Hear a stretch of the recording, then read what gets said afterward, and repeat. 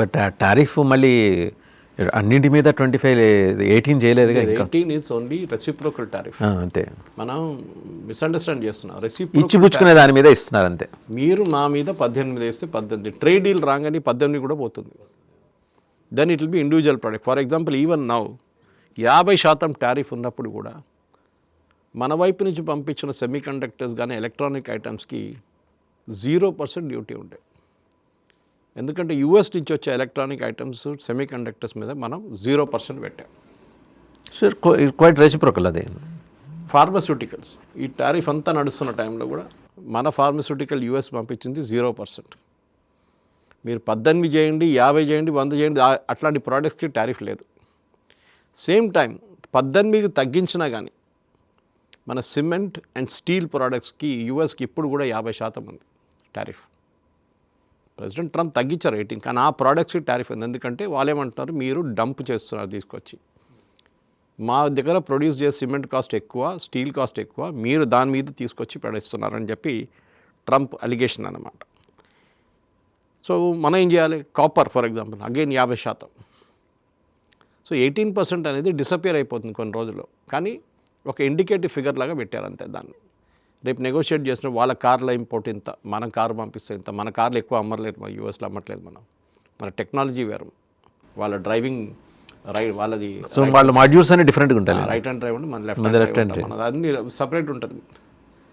So ఇట్లాంటి పరిస్థితుల్లో వాసుదేవన్ గారు, మనం యుఎస్కి ఒక రిలయబుల్ ట్రేడ్ పార్ట్నర్గా ఉండాలంటే ఒకటి మనం మన ఎఫిషియన్సీస్ని ఇంప్రూవ్ చేసుకోవాలి.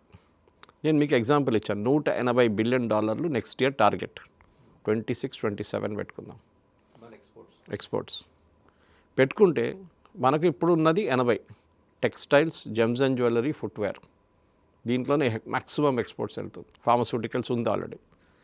మీరు ఎక్స్పోర్ట్స్ డబుల్ చేయాలంటే మీకు ఫ్యాక్టరీలు కావాలి, పెద్దది, మీకు మనుషులు కావాలి, ఎక్విప్మెంట్ కావాలి, రా మెటీరియల్ కావాలి. ఎక్కడి నుంచి తెచ్చుకుంటారు మీరు? Big question. సో మార్కెట్ ఉంది, అమ్మలేకపోతున్నాం. అంటే అది ప్రొడక్షన్ ఉండాలి కదా, మార్కెట్. ఓకే, ప్రొడక్షన్ చేయాలంటే ఎక్విప్మెంట్ ఉండాలి కదా, ఎక్విప్మెంట్ ఉండాలి, మ్యాన్ పవర్. మొత్తం క్యాస్కేడింగ్ ఎఫెక్ట్ సార్, ఒక దానిలో ఒక దాంట్లోకి వెళ్ళిపోతుంది. తిరుపూర్, లుధియానా, మన దగ్గర కీటెక్స్, వరంగల్, ఇట్లాంటిది ఎక్కడో వెళ్తారు మీరు.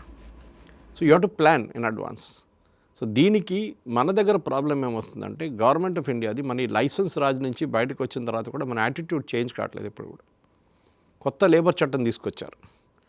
రేవంత్ రెడ్డి అంటున్నాడు నేను వ్యతిరేకిస్తా అంటారు, కానీ డావోస్లో వెళ్ళి అదే లేబర్ కోడ్ ఓకే అంటారు.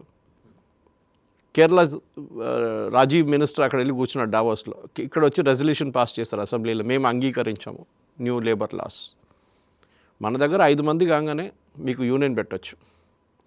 చీఫ్ జస్టిస్ చెప్పారు, మన ఈ జెండా గ్యాంగ్లే ఈ దేశాన్ని సత్యనాశనం చేశారు. కరెక్ట్, అది రెస్పాన్సిబుల్ ట్రేడ్ యూనిజం ఉండాల్సింది, కానీ ఇర్రెస్పాన్సిబుల్ ట్రేడ్ యూనిజం కాదు. అది నేను చూస్తున్నాం కేరళలో, ఇర్రెస్పాన్సిబుల్ ట్రేడ్ యూనిజం. అక్కడ కేరళని ఒక గ్రేవీ, ఒక శ్మశానంగా మార్చేశారు ఇండస్ట్రీస్, బెంగాల్ లాగానే. ఏ కంపెనీ వారు కంపెనీ బెటర్ అక్కడ. సో ఆ పరిస్థితి నుంచి మనం బయటికి రావాలంటే we have to first improve our own efficiencies. మన అగ్రికల్చర్ ఎఫిషియెంట్ కాదు, ఇంకా మెకనైజేషన్ ఎక్కువ లేదు. పంజాబ్ లాంటి చోట్ల కొంచెం ఉంది, కానీ ఇక్కడ ఇప్పుడు ట్రాక్టర్లు వాడుతున్నారు, థ్రెషర్స్ వాడుతున్నారు, కానీ ఇంకా చాలా మటుకు మన ప్రొడక్టివిటీ ఇంప్రూవ్ చేయాల్సి ఉంటుంది మనకి. మన పెద్ద అడ్వాంటేజ్ అంటే వాసుదేవన్ గారు, ఒకటి పెద్ద population. We are a big country with lot of population, పెద్ద మార్కెట్. ఒక మొబైల్ ఫోన్ అమ్మాలంటే మీకు ప్రాబ్లం ఉండదు. మొబైల్ ఫోన్ మార్కెట్కి చాలా పెద్ద కంట్రీ అన్నమాట ఇది. సో మనం ఒక స్ట్రాంగ్ పొజిషన్ నుంచి మాట్లాడాలంటే మన ఎఫిషియన్సీస్ తీసుకురావాల్సిన టైం వచ్చేసింది. నేను పాత సిస్టమ్ లాగానే పనిచేస్తానంటే కాదు, కుదరదు అది. సో ఇది మన ఇప్పుడు దాకా మన లైసెన్స్ రాజు నుంచి ఉన్నప్పుడు టారిఫ్లు చాలా. మన లాజిక్ ఏముండే అంటే, అమెరికా నుంచి ఒక కారు తీసుకొని ఇక్కడ అమ్మితే మన లోకల్ కారు దెబ్బతింటుంది. వాడు 40 లక్షల కారు తీసుకొస్తున్నాడు, మనం 10 లక్షల కార్లు అమ్ముతున్నాం. రేట్ చెప్తున్నాను నేను, టారిఫ్. 10 లక్షల కారు కొనే మనిషి 40 లక్షలకి ఎందుకు వెళ్తాడు? అది కొనడానికి ఇంకో మార్కెట్ ఉంటుంది. వాడికి 40 కాదు, మీరు 80 పెట్టని కొంటాడు వాడు. దానికోసం ఇంత బిఎండబ్ల్యూలు, మర్సిడీస్ చూస్తారు ఇండియాలో, కానీ we are still a poor country అంటారు. అది చాలామంది వైట్ రేషన్ కార్డు వాళ్ళ దగ్గర కార్లు ఉన్నాయి, అక్కడ మీకు తెలిసిపోతుంది. సో ట్రంప్కి, మోదీ యాక్చువల్లీ ట్రంప్కి థ్యాంక్స్ చెప్పాలి, ఎందుకంటే it has force the Indian industry to innovate. Especially agriculture. ఇప్పుడు మన అగ్రికల్చర్ చెప్పి పెద్ద గొడవ చేశారు పార్లమెంట్లో. మన అగ్రికల్చర్ మొత్తం దెబ్బతింటుంది, యూఎస్ వాళ్ళు తీసుకొచ్చి ఇక్కడ పడేస్తారు. యూఎస్ అగ్రికల్చర్ సెక్రటరీ కూడా ఏదో ఒక స్టేట్మెంట్ ఇచ్చింది. అది కూడా తప్పు వాళ్ళు చేసే స్టేట్మెంట్. యాక్చువల్లీ మన దగ్గర కొన్ని ప్రోడక్ట్స్ కొన్ని అగ్రికల్చర్ ప్రోడక్ట్స్ మనం తయారు చేయట్లేదు, మనం పండించట్లేదు. వాల్నట్స్ ఫర్ ఎగ్జాంపుల్ 100% డ్యూటీ పెట్టాం దాని మీద, యూఎస్ నుంచి కెనడా నుంచి. ఎందుకు? మన దగ్గర ప్రొడ్యూస్ చేయట్లేదు. మళ్ళీ మీరు ఎందుకు పెట్టారు? మీరు ఆయిల్ పామ్ ఇప్పుడు ఆంధ్ర వైపు మొదలు పెట్టారు దాని ప్లాంటేషన్స్, దాని మీద డ్యూటీ ఉంది, మనం ప్రొడ్యూస్ చేయట్లేదు. క్యాష్యూ నట్ 50% బయట నుంచి తెప్పించుకుంటున్నాం. ఎందుకు sir? We are largest producer of cashew nut కదా. గోవా ఉంది, లేదు అయిపోయింది, ఆంధ్ర ఉంది. మొత్తం క్రాపే ఇది అయిపోయింది. ఏం చెప్తారు, ఫర్టిలిటీ పోయింది క్రాప్ది, ఎరువులు వాడి ఎక్కువ అన్ని మొత్తం పోయింది. అంతా కొత్త క్రాప్ తీసుకురావాల్సి వస్తుంది. ఇప్పుడు ఇదే ప్రాబ్లం వస్తుంది మన దగ్గర. అంటే మన దగ్గర మన ఎఫిషియన్సీస్ తీసుకురావాలంటే అగ్రికల్చర్ సిస్టమ్ తీసుకురావాలి. కానీ అట్ ద సేమ్ టైం మీరు అంటారు యూఎస్ ఓపెన్ అప్ చేస్తే యూఎస్ వచ్చి ఇక్కడ అమ్ముకుంటారని. ఎగ్జాంపుల్ ఇస్తాను. లాస్ట్ ఇయర్ యూఎస్ మనకి పంపించిన టోటల్ అగ్రికల్చర్ ప్రొడ్యూస్, దీంట్లో ఫిషరీస్ ఉంటుంది, అగ్రికల్చర్ ఉంటుంది, డైరీ ఉంటుందని. మనం డైరీ ఓపెన్ అప్ చేయట్లేదు, ఎందుకంటే నాన్ వెజ్ పాలు వస్తుంది. డైరీ వద్దనుకున్నాం కదా సార్. లేదు, నాన్ వెజ్ పాలు వస్తుంది అక్కడ నుంచి. పశువులకు ఇచ్చేది బీఫ్ పెడతారు. So we won't agree to it. Genetically modified crop, అది కూడా నో అంటాం మనం. కానీ మనం పత్తికి తెచ్చుకున్నాం జెనెటికలీ మాడిఫైడ్. అప్పుడు I think it was 30 billion bales అంటారు దానికి. బీటీ కాటన్ 30 బిలియన్ బేల్స్ మనం ప్రొడ్యూస్ చేసే దానికన్నా ముందు. బీటీ వచ్చిన తర్వాత 39 అయింది. అది 9 మిలియన్ బేల్స్ పెరిగింది. అంటే ఎఫిషియన్సీ ఉంది సిస్టంలో, లేదని కాదు. కానీ హ్యూమన్ కన్జంప్షన్కి జిఎం మనం అగ్రీ చేయం. అది బ్రింజాల్గా ఉండొచ్చు, అది సోయాబీన్ ఉండొచ్చు, ఏదైనా ఉండొచ్చు. మన పశువులకి ఇస్తాము, కోడికి ఇచ్చేస్తాం, మనకు ప్రాబ్లం లేదు. But we will not use it for human consumption. ఆ డీటెయిల్స్ ఇప్పుడు దీంట్లో వచ్చేస్తుంది. ఎందుకంటే సోయాబీన్ మన దేశంలో అంత పెద్ద ప్రొడక్షన్ లేదు, వచ్చినా కూడా మనకు ప్రాబ్లం లేదు. మేజ్ కూడా అంతే, కార్న్ కూడా అంతే. మన మేజ్ రేట్స్ ఎక్కువ యాక్చువల్లీ. మన వాళ్ళు కూడా ఎఫిషియన్సీ తీసుకొచ్చి మంచిగా సైంటిఫిక్ మెథడ్ చూసి రేట్ తగ్గించాలి అక్కడ. సో వాళ్ళతోటి పోలిస్తే మనది ఎక్కువ అంటారు కొన్ని ప్రోడక్ట్స్. సో లాస్ట్ ఇయర్ మన టోటల్ వాళ్ళు మన వైపు పంపించిన total agriculture exports $37 billion. 37 billion డాలర్స్ది వాళ్ళు అగ్రికల్చర్ మన వైపు పంపించారు, అక్కడి నుంచి ఎక్స్పోర్ట్ చేశారు. మనం వాళ్ళ వైపు 52. So you can imagine the trade gap ఉంది చూసారు. మనం ఎక్కువ, మన యూఎస్కి ఎక్కువ అమ్ముతున్నాం అగ్రికల్చర్ ప్రొడక్ట్స్. దాంట్లో మనం రైస్ ఉండొచ్చు, బాస్మతి లాంటిది, పెద్ద అడ్వాంటేజ్ మనకి. దీంట్లో ఓన్లీ అగ్రికల్చర్, ఏది మనం ఫిషరీస్ అంతా పక్కన పెడితే ఓన్లీ అగ్రికల్చర్ మనం పంపించింది $6 బిలియన్. వాళ్ళ వైపు నుంచి వచ్చింది $2.5 బిలియన్. అంటే గోధుమలు, బియ్యము ఏం లేదు, వాళ్ళు పంపించలేకపోతున్నారు. మన వైపు వచ్చింది $2.5 బిలియన్. ష్రింప్ 2 బిలియన్ పంపించాం మన వైపు నుంచి, వాళ్ళ వైపు నుంచి ఏం లేదు ఎక్కువ. సో మనకు ఆల్రెడీ అగ్రికల్చర్ మనకు అడ్వాంటేజ్ ఉంది, ప్లస్ ఉంది.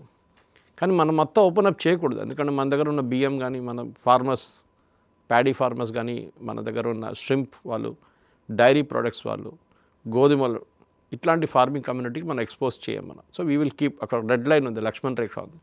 అది మన యూతో కూడా చెప్పాం మనం, యూరోపియన్ యూనియన్ వాళ్ళతో ఒప్పందం చేసుకున్నప్పుడు కూడా.